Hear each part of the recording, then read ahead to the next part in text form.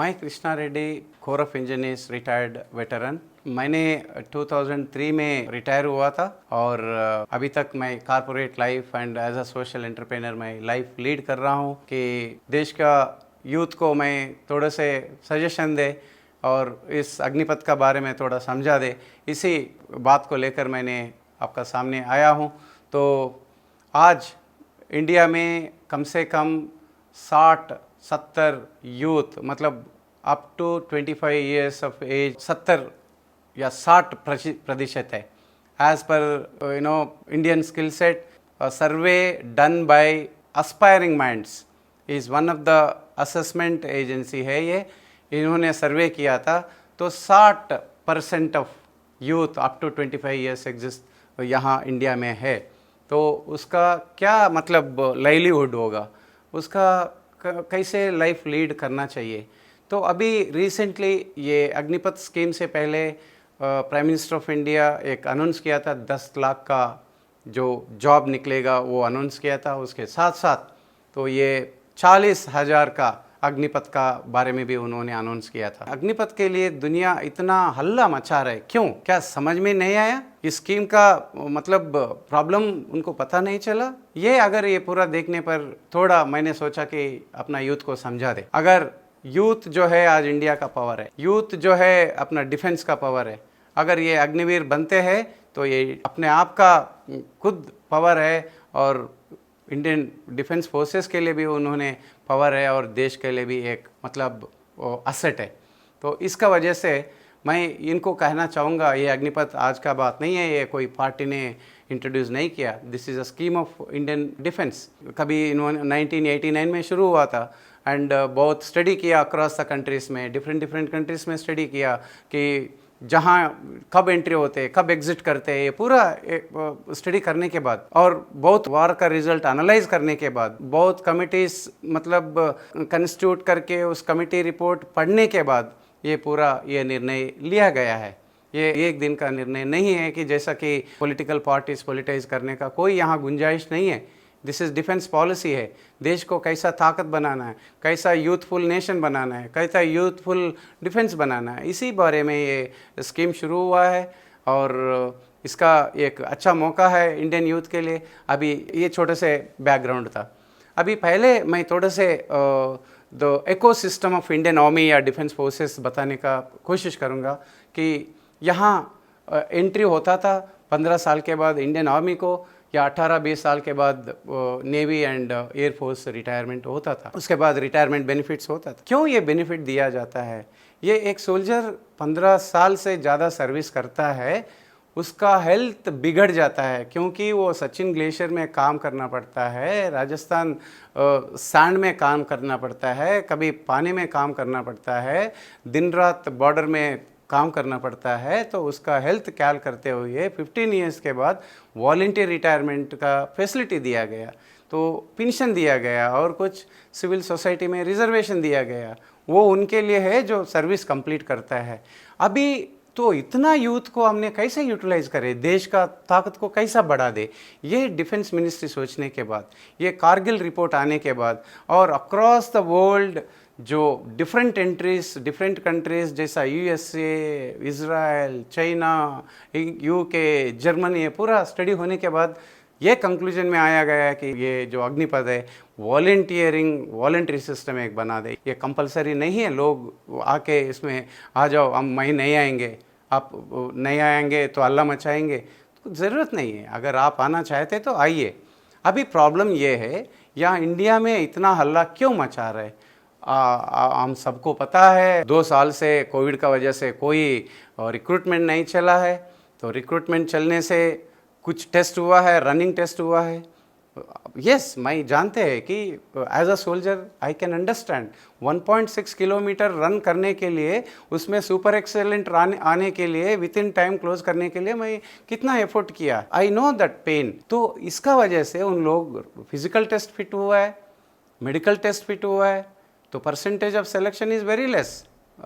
कष्ट किया है यूथ, लेकिन वो यूथ आज पत्थर फेंक रहे या ट्रेन पे आग जला रहे, वो सोल्यूशन नहीं है। अभी उनके लिए गवर्नमेंट, अभी हम लोग देख रहे हैं is Anil Puri is from my regiment by my boss. He was commanding officer to 201 engineer regiment, and he is engineer officer, highly equipped officer. He is very knowledgeable. ये इन्होंने हमको ये कि बोल रहे कि भाई साहब, अगर आपने कोई केस में फंस गया तो आप इंडियन आर्मी के लिए लायक नहीं रहेगा, you are unfit for the army forces. ये बात कह रहा है, ये सुन लीजिए आप लोग, इस स्कीम को समझ लीजिए, ये एक अच्छा मौका है, और इस मौका को अगर आपने इस्तेमाल किया है तो आपका फ्यूचर ब्राइट रहेगा, नहीं तो कोई मतलब आप सिविल सोसाइटी में अधूरा रह जाएगा। तो अगर आपको देश का प्रेम है या देश में यू आर अ पैट्रियटिज्म, आपको इंटरेस्ट है देश को सेवा करने के लिए, आ जाओ अग्निपथ में, इस स्कीम को अडॉप्ट करो, आप अग्निवीर बनो। अगला 2-3 महीने में रिक्रूटमेंट शुरू हो रहा है, प्रैक्टिस करना शुरू करो। आप कोई भी अभी कुछ सोच रहे कि मिनिस्ट्री ऑफ डिफेंस कुछ सोच रहे कि लोग जो 2 साल से मतलब रिक्रूटमेंट नहीं हो पाया, उनके लिए 2 साल बढ़ाया है, 21 ईयर्स टू उन्होंने 23 ईयर्स तक किया है। और हो सकता है जो भी रिक्रूटमेंट होके रुका हुआ है उसको पहले मौका देता होगा, तो देने का भी बात चल रहा है। तो आप प्रैक्टिस करो, definitely you are fit for soldier, आप कर सकते हैं, अच्छा मौका है, इस मौका को इस्तेमाल करने का कोशिश करो। तो मैं थोड़ा बहुत आपको और थोड़ा जानकारी देने का कोशिश करूँगा। इसका 4 इयर्स का सर्विस होगा, 4 इयर्स सर्विस का 6 मंथ्स बेसिक ट्रेनिंग होगा जो रिगरस। ये अग्निपथ स्कीम के अंदर आप जो रिक्रूट हो जाएगा, आपको कहलाएंगे अग्निवीर, तो आप जो है 6 मंथ्स रिगरस फिजिकल ट्रेनिंग किया जाएगा। फिर उसके बाद 40,000 लोगों को यूनिट में बांटा जाएगा, हर एक यूनिट में। सो आप लोगों को पता है यूनिट में 800 लेकर 1,000 का स्ट्रेंथ होता है, तो 40,000 में डिफरेंट यूनिट में जाने के बाद थोड़ा बहुत परसेंट मतलब यूथफुल होने का एक मौका है। उसके बाद धीरे धीरे इंडियन आर्म फोर्सेस जनरल सोच रहे हैं कि थोड़ा थोड़ा यूथफुल बना के 40 टू 50, 50 टू 60 साल इसको मतलब प्रतिशत मतलब 40,000, 50,000, 60,000 बढ़ाने का सोच रहे। तो उस सोच में जो यूथफुल बनाने का एक मौका आएगा, तो यूथफुल बनाने का इंडियन आर्म फोर्सेस या youth nation, young youth armed forces में आने का एक मौका हम सफल कर सकते हैं।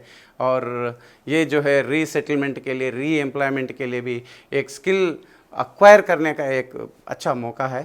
एंड ये जो है स्कीम, जो रिक्रूटमेंट ऐसा ही रहेगा जैसा रेगुलर रिक्रूटमेंट है, और 4 साल सर्विस करने के बाद और हमने फर्दर कंटिन्यूएशन के लिए, if you are willing, you are happy with your service, you want to continue in the service, you have a passion to serve the country, देश को सेवा करने का आपको अगर पैशन है, आपको इंटरेस्ट है या जज्बा है, तो वो आप जो है कंट्री को मतलब आप कंटिन्यू कर सकते हैं। 25% अग्निवीर्स विल बी रिटेन्ड या कंटिन्यूड फॉर फर्दर सर्विस। ये कभी ये स्कीम नहीं बोला गया कि आपको पेंशन नहीं मिलेगा। पेंशन जो कंटिन्यू सर्विस करेगा उनको पेंशन मिलेगा।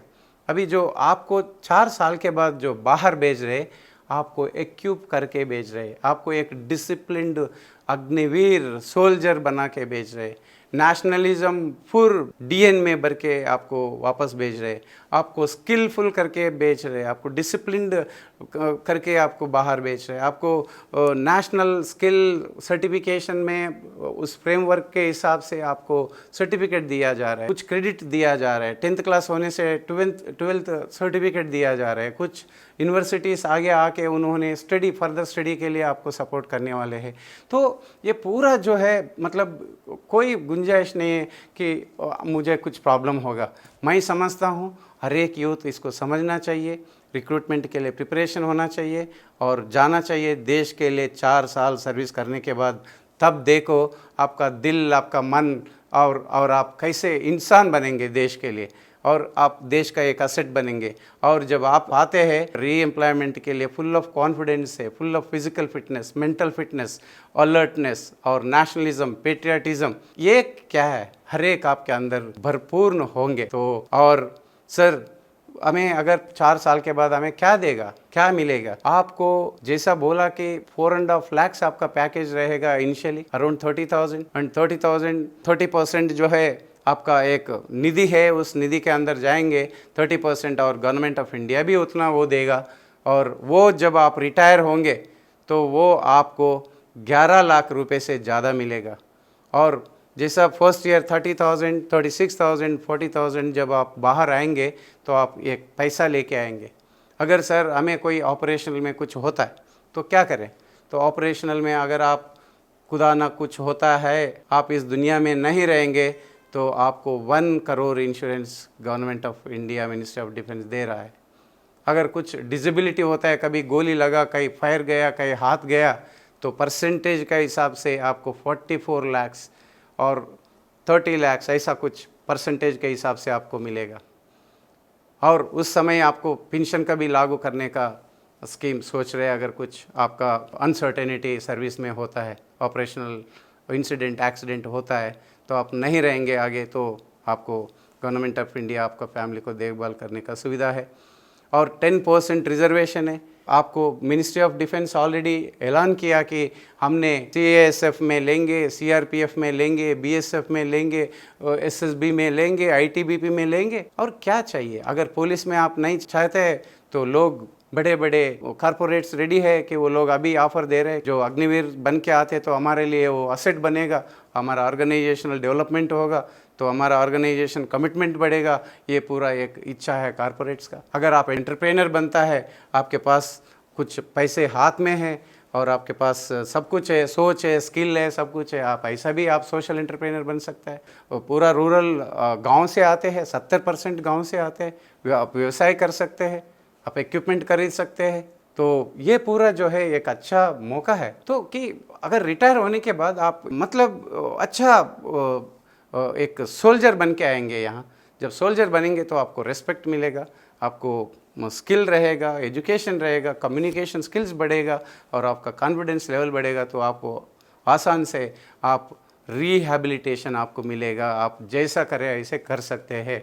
एंड पता है military service is not a job, as Rawat ji said. ये इसमें काम करने के लिए जोश चाहिए, होश चाहिए, जज्बा चाहिए। तो ये पूरा आपको चाहिए। इसका बिना आप सर्विस नहीं कर सकते और जज्बे के साथ आपका सैलरी को कंपेयर नहीं कर सकते। आप जो है बहुत फॉर्चुनेट है कि एक अच्छा मौका आपको मिला देश को सर्विस करने के लिए, और शॉर्ट सर्विस में बाहर आया, फिर आपको मौका है। आपको पता है सर्विस कंटिन्यू करने से क्या क्या प्रॉब्लम होता है। आप सोच रहे हैं कि मुझे 4 साल में पेंशन चाहिए। पेंशन क्यों चाहिए 4 साल में? अभी आपको पता नहीं है, यहाँ ऑफिसर्स शॉर्ट सर्विस कमीशन में 5 साल के लिए आते हैं, लोग 5 साल के बाद बाहर जाते हैं।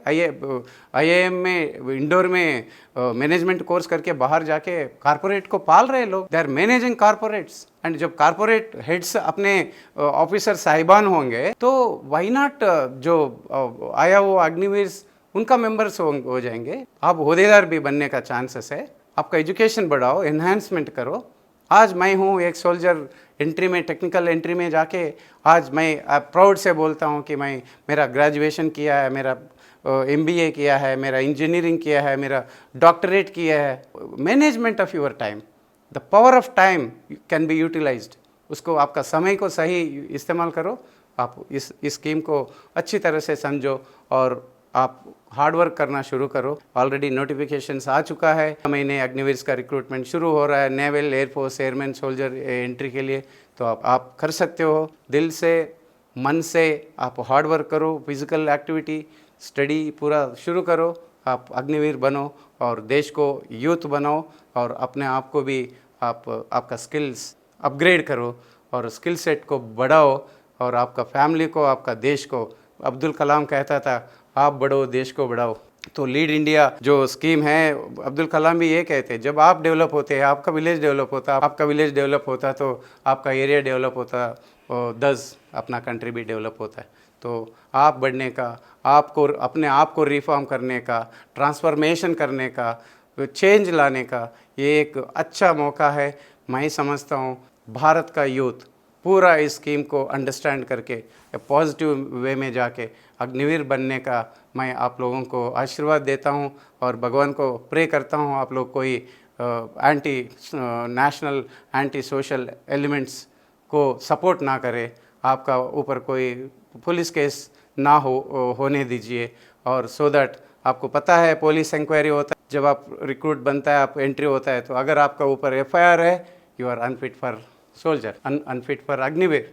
तो ये मन में सोच के हार्ड वर्क करो आपको स्किल मिलेगा, विल मिलेगा, एजुकेशन मिलेगा, पैसा मिलेगा, सब कुछ मिलेगा, आप एक नेशनल असेट बनेगा और देश को सेवा करने को भी इनडायरेक्टली अब जब इमरजेंसी आएंगे फिर दोबारा आप देश को सेवा करने के लिए एक मौका मिलेगा। तो इसको सोच के आप एक अच्छा सिटीजन बनने का मैं मतलब वचन लेना है आप लोग, सो दैट हम हमारा देश हम लोग बढ़ने का चांसेस है। धन्यवाद।